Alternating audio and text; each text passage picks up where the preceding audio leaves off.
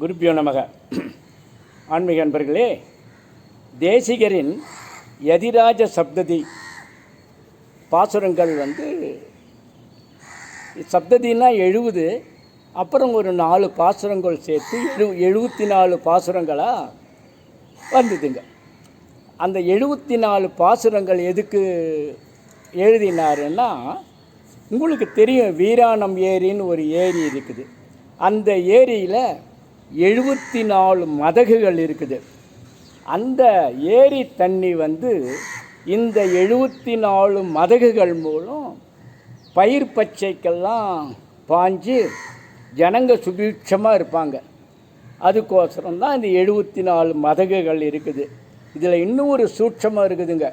எப்படின்னா, ராமானுஜருக்கு மொத்தம் 74 சிஷ்யர்கள். ராமானுஜருடைய பிரபந்தத்தை, ராமானுஜருடைய பாடலை, ராமானுஜருடைய பாசுரத்தை, ஆன்மீகத்தை ஜனங்களுக்கு பரப்பணுன்றதுக்கோசரம் இந்த 74 சிஷ்யர்கள் இருக்காங்க. அதாவது ஏரி தண்ணி எப்படி ஜனங்களுக்கு வருதோ அதே மாதிரி ராமானுஜருடைய தத்துவம் ஜனங்களுக்கு போய் ரீச் ஆகணுன்றதுக்கோசரம் இது இருக்குதுங்க. அதில்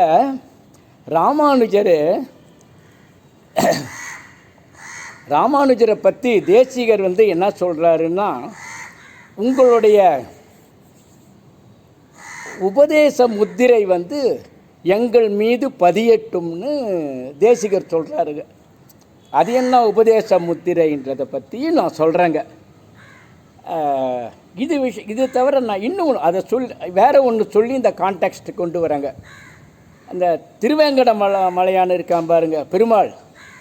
அவர் என்ன சொன்னார், ஒரு நாள் ராமானுஜரை பார்த்து, நீ எல்லாருக்கும் பிரசங்கம் பண்ணுறிய, எனக்கு பிரசங்கம் பண்ணலையே அப்படின்னு திருவேங்கடமுடையான் ஏழுமலையான் ராமானுஜரை கேட்டாருங்க.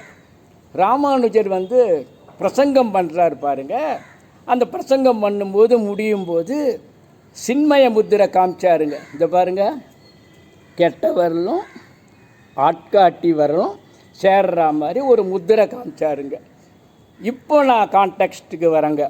ராமானுஜரின் உபதேச முத்திரை எங்கள் மீது படியட்டும்னு தேசிகர் சொன்னார் பாருங்க. உபதேச முத்திரைன்னா ஒன்றும் இல்லைங்க, இந்த சின்மய முத்திரை எங்கள் மேலே பதியிட்டோன்னுவாங்க. இதை சைவத்தில் என்ன சொல்லுவாங்க, வேறு ஒன்று சொல்கிறேங்க கூட. அதாவது ஆன்மா, அதாவது ஜீவாத்மாவும் பரமாத்மாவும் ஒன்று தான் அப்படின்வாங்க. அதாவது ஜீவாத்மாவும் பரமாத்மாவும் ஒன்று அப்படின்றதுக்கோசரம் இந்த சின்மய முத்திரையை அவங்க எடுத்துப்பாங்க. ராமானுஜர் இப்படி காமிச்ச உடனே இது வேறு ஏதாவது வந்துட போகுதுன்ட்டு ராமானுஜர் அதுக்கே விளக்கம் சொல்கிறாருங்க. ஜீவாத்மா பரமாத்மா வேறு வேறு தான், ஆமாம்.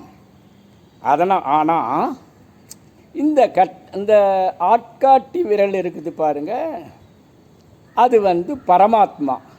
இந்த கெட்ட விரல் ஜீவாத்மா.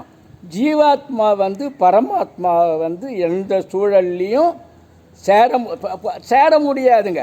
அதை பாருங்க, இப்படி இருந்தால் அதை தொட்டு ஆனால் பரமாத்மா இருக்கார் பாருங்க, இந்த ஆட்காட்டி விரல் அது கொஞ்சம் வளைஞ்சு கொடுத்தா தொடலாம்.